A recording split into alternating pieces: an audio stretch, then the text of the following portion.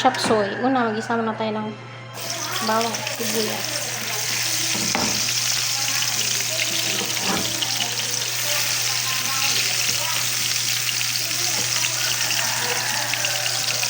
Next, yung ating chicken, nilaga ko na to. Chicken na laman at saka atay. Yung laman ng igita natin.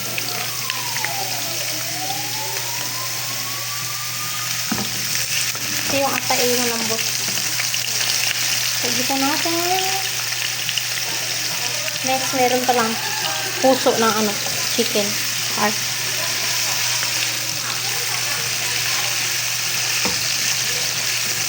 Igita lang natin. Next natin yung carrot. Simpleng chop suey lang ito.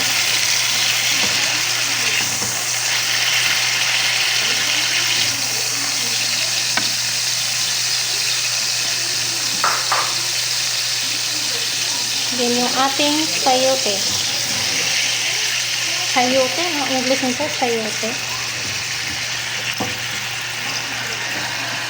Yung takpan lang natin, guys. Lahan muna natin. Lagyan natin ang nam-nam. Kunti lang naman to. Maliit na sachet. Then, asin.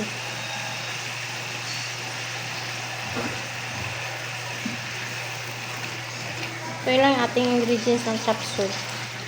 Carrot, sayote, tsaka repolyo. Then, ilunod ko na to yung ating nilagang atay.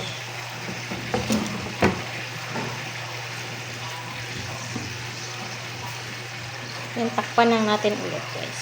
So, ayan, guys. Nalunod ko pa na yung ating repolyo. Diba? Kala ko nag-video ko. Charot! Hindi pala. Lagyan ko ng konting toyo.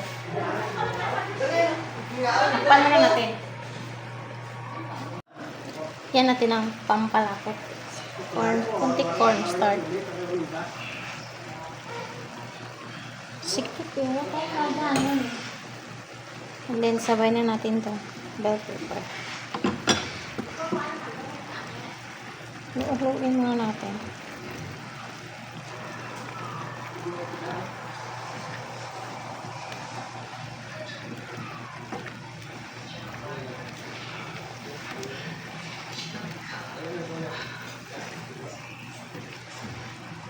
So, ito na yung ating chop suey. Simpleng chop suey. Ito na yun siya. So, luto na yung ating chop suey. Simpleng chop suey. 3 klaseng gulay lang. Yan, sarap. Thanks for watching.